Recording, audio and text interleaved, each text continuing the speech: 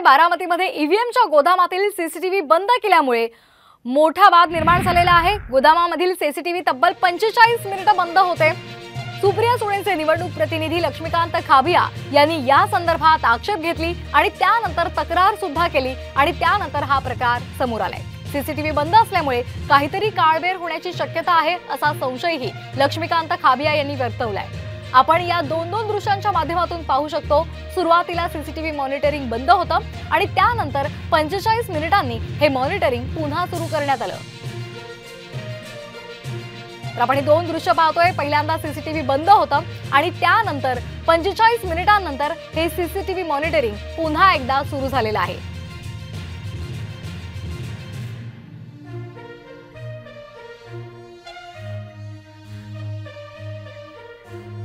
लोकसभा मतदारसंघाचे EVM machine ज्या गोडाऊनमध्ये ठेवलेले आहेत त्या गोडाऊनचं सीसीटीव्ही फुटेज सकाळी 10:25 पासून बंद पडलेलं आहे। याच्या पाठीमागे काहीतरी काळबेर तर नाही ना अशी शंका माझ्यासारख्या कार्यकर्त्याच्या मनात आल्याशिवाय राहत नाही। मी त्या विभागाच्या ज्या आरओ आहेत त्यांनाही फोन लावला, मला नो रिप्लाय आला।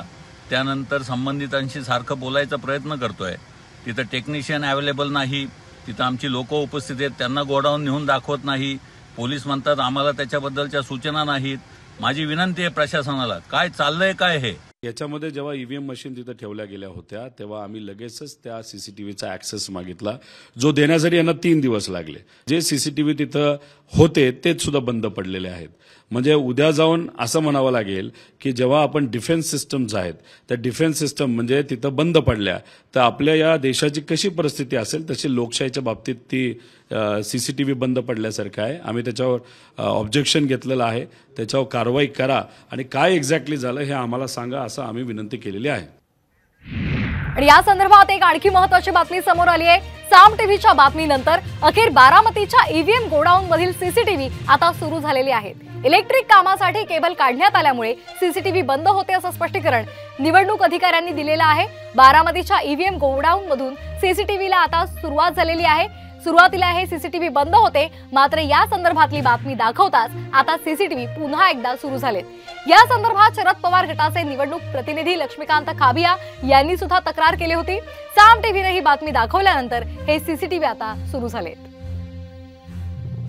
सध्या टीव्हीवर एक बातमी व्हायरल होतीये की बारामती येथील गोदामामधील कॅमेरे बंद आहे, परंतु त्याची सविस्तर चौकशी केली आहे आणि त्याच्यामध्ये असं दिसून आलंय की इलेक्ट्रिशियन काम करत असताना अल्प कालावधीसाठी त्यांनी एक केबल काढली होती, त्यामुळे टीव्ही युनिटवर डिस्प्ले होत नव्हता।